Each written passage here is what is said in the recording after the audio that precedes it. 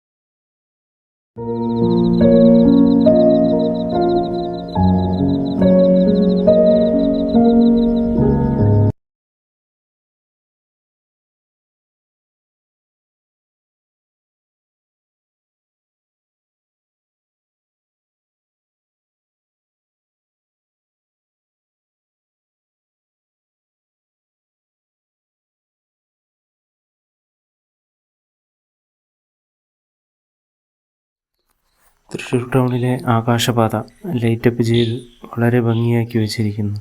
Thrissur town വളർന്നു വരുന്നതേ ഉള്ളൂ. തിരക്ക് വളരെ കുറവാണ് താനും. ഒരു 6 മണി 6:30 ശേഷമേ തൃശ്ശൂർ ടൗൺ വളരെ വിപുലമായി തന്നെ തിരക്കും കാര്യങ്ങളും ആവുകയുള്ളൂ.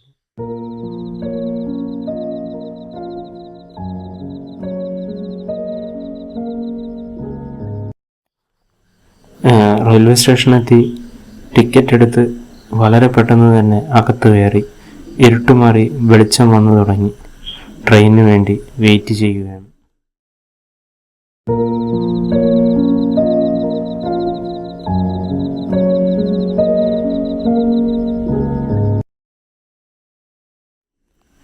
കോഴിക്കോട് വഴി പൂനെക്ക് പോകുന്ന ഒരു ട്രെയിനാണ് ഞങ്ങൾക്ക് കിട്ടിയത്.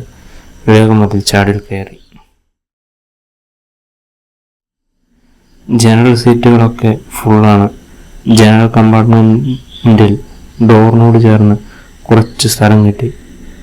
അവിടെ സൂര്യോദയവും പുറത്തെ ഭംഗിയുള്ള കാഴ്ചകളും ആസ്വദിച്ച് ഒരു യാത്ര. കൃഷിയിടങ്ങളും കൂട്ടിയിട്ടിരിക്കുന്ന വയലുകളും ഗ്രാമഭംഗിയും എല്ലാം കണ്ട് അങ്ങനെ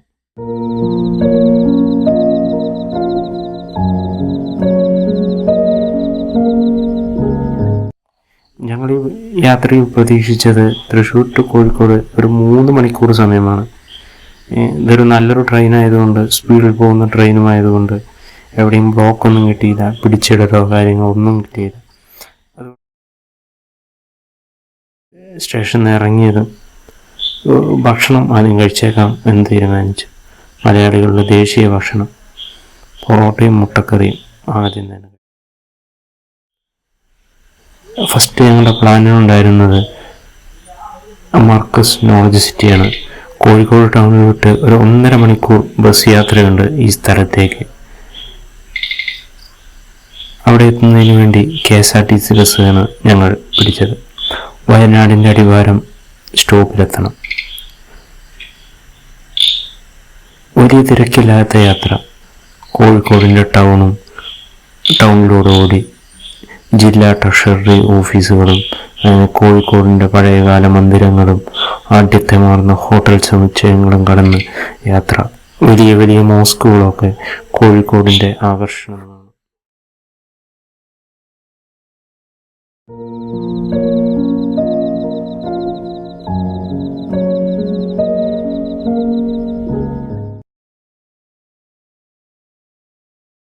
അങ്ങനെ നമ്മൾ നമ്മുടെ പ്ലാനിലുള്ള ഫസ്റ്റ് സ്ഥലത്തെത്തിയിരിക്കുകയാണ്. Knowledge city. കേരളത്തിൻ്റെ മുഖച്ഛായ തന്നെ മാറ്റാൻ കെൽപ്പുള്ള നോളജ് സിറ്റി മർക്കസിൻ്റെ കീഴിലാണ് പ്രവർത്തിക്കുന്നത്. ജാമിഉൽ ഫുതൂഹ് മസ്ജിദും ലോ കോളേജും യുനാനി മെഡിക്കൽ സെൻ്ററും ഒക്കെ അടങ്ങുന്ന ഒരു ഗംഭീര പ്രസ്ഥാനം. അതിലെ മസ്ജിദ് കുബോളെല്ലാം ആകാശത്തേക്ക് ഉയർത്തി അങ്ങനെ നിൽക്കുന്നു.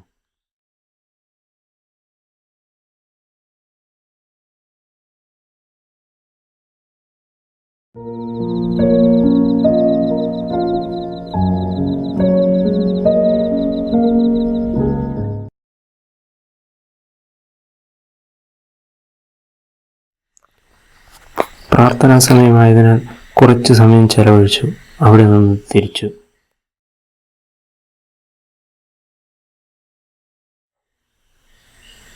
നമ്മുടെ സെക്കൻഡ് സ്പോട്ടായ കുറ്റിച്ചിറ ബിരിയാണി കോഴിക്കോട് എത്തുന്നവർ അതൊന്ന് ടേസ്റ്റ് ചെയ്യേണ്ടതാണ്. ശേഷം തേർഡ് സ്പോട്ട് കോഴിക്കോട് ബീച്ചാണ്. കോഴിക്കോട് എന്നാൽ തന്നെ അവിടെ വരുന്ന ആർക്കും കൊതിയോടെ ആഗ്രഹിക്കുന്ന ബീച്ച് ഒന്ന് കാണണം. കോഴിക്കോടുകാർക്ക് പല ബീച്ചുകളുമുണ്ട്. എന്നാൽ കോഴിക്കോട് ബീച്ച് കോഴിക്കോടിനോട് അങ്ങോട്ടും ഇങ്ങോട്ടെല്ലാം മാറി.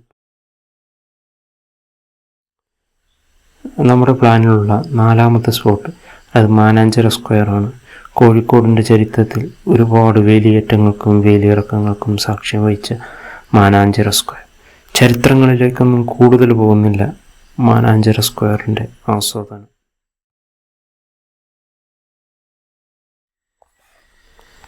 നമ്മുടെ യാത്രയിലെ അവസാന സ്ഥലമാണ് SM സ്ട്രീറ്റ്, മിഠായി തെരുവ്. കോഴിക്കോട് വരുന്ന ഓരോ യാത്രക്കാരും കണ്ടിരിക്കേണ്ട സ്ഥലം, ഓരോ ടൂറിസ്റ്റും കണ്ടിരിക്കേണ്ട സ്ഥലം മിഠായി തെരുവ്. ഇന്ത്യൻ ചരിത്രത്തിൽ സ്വാതന്ത്ര്യത്തിന് മുമ്പും ഉള്ളതാണ്. കടൽ കടന്നെത്തിയ ബ്രിട്ടീഷുകാരും പോർച്ചുഗീസുകാരുടെയും വ്യാപാരകാലം മുതൽ തന്നെ മിഠായി തെരുവിൻ്റെ ചരിത്രവും പേരും പെരുമയും നാലാദിക്കിലേക്കും വ്യാപിച്ചതാണ്. മിഠായി തെരുവിനെക്കുറിച്ച് പറഞ്ഞാൽ, കോഴിക്കോടിനെക്കുറിച്ച് പറഞ്ഞാൽ, SK പൊറ്റക്കാടിൻ്റെ നാട് കൂടിയാണ് കോഴിക്കോട്. കലാകാരന്മാരുടെ സമ്പുഷ്ടമായ നാട്. വൈക്കം മുഹമ്മദ് ബഷീറും MTയും SK പൊറ്റക്കാടും നമ്മിൽ നിന്ന് ഈ അടുത്ത് വിട പറഞ്ഞ മാമുക്കോയും എല്ലാം കോഴിക്കോടിൻ്റെ കലാകാരന്മാർ. അതിൽ കൂടുതൽ ഇവർ പരസ്പരം ഒരു കാലഘട്ടത്തിൽ പോലെ കണ്ട് പരിചയമുള്ളവരും. സമയം വൈകി, ഇനി നാട്ടിലേക്ക് തിരിക്കണം. അടുത്തതിനും ഒരു പ്രവൃത്തിനും കൂടിയാണ് വർക്കിന് പോകണം. റെയിൽവേ സ്റ്റേഷനിൽ എത്തിയപ്പോഴാണ് അറിഞ്ഞത് വൈകിയ ട്രെയിനുള്ളൂ. അങ്ങനെ NH66 ഞങ്ങളെ യാത്ര. പലയിടങ്ങളിലും പണി നടന്നുകൊണ്ടിരിക്കുന്ന സമയം. ബസ് മുക്കിയും മൂളിയും ഒരു ശോകയാത്ര. വളരെ സമയം പിടിച്ചു കോഴിക്കോട് നിന്ന് തൃശ്ശൂരെത്താൻ. തൃശ്ശൂരെത്തുമ്പോഴേക്കും സമയം 1 മണി. അങ്ങനെ NH66 ഞങ്ങളെ യാത്ര. പലയിടങ്ങളിലും പണി നടന്നുകൊണ്ടിരിക്കുന്ന സമയം. ബസ് മുക്കിയും മൂളിയും ഒരു ശോകയാത്ര. വളരെ സമയം പിടിച്ചു കോഴിക്കോട് നിന്ന് തൃശ്ശൂരെത്താൻ. തൃശ്ശൂരെത്തുമ്പോഴേക്കും സമയം 1 മണി.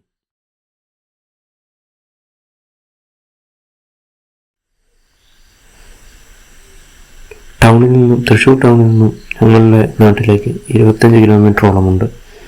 വീട്ടിലേക്ക് ഒരു ബൈക്കിൽ ഒരു റൈഡ്. തണുത്ത കാറ്റടിച്ച് വീശിക്കൊണ്ടിരിക്കുന്നു. അതൊന്നും വകവെക്കാതെ NH522 മടക്കയാത്ര.